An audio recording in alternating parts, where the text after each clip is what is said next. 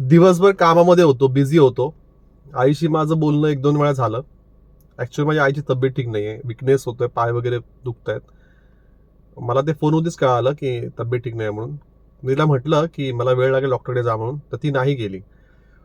म्हणजे भावाला सांगितलं, बहिणीला सांगितलं, ती नाही गेली ती. आणि मी आत्ता आलोय, आत्ता जवळजवळ 12 वाजलेत रात्रीचे. मला माहित नाही जाणार ती, तर मी तिला जबरदस्ती आता तिला खाली बोलवलंय आणि आता डॉक्टरकडे घेऊन जाणार. अपॉइंटमेंट घेतलं मी, डॉक्टर 12:30 पर्यंत आहेत. म्हणजे मला असं बोलायचं आहे की तुम्ही दिवसभर किती बिझी असाल ना, आपलं आईवरती लक्ष पाहिजे तुमचं. सो ती आता गाडीमध्ये नाहीये, तिला व्हिडिओ वगैरे आवडत नाही, त्याच्यामुळे मी एक व्हिडिओ आधीच बनवतोय. तिला घेईन थोडासा व्हिडिओमध्ये मी. तर तब्येत ठीक नाही, विकनेस वाटतंय म्हणून तिला आत्ता घेऊन चाललं डॉक्टरकडे. तुम्ही किती दिवसभरात बिझी असाल, आईच्या कॉन्टॅक्टमध्ये राहा. घरी गेल्यानंतर आईला विचारा. खूप मुलं सहसा नाही करत, ज्याला करायचंय तोच करतो. आई आहे ते सगळं आहे. आई नसेल ना तर काहीच नाही जीवनात. ती आली आता.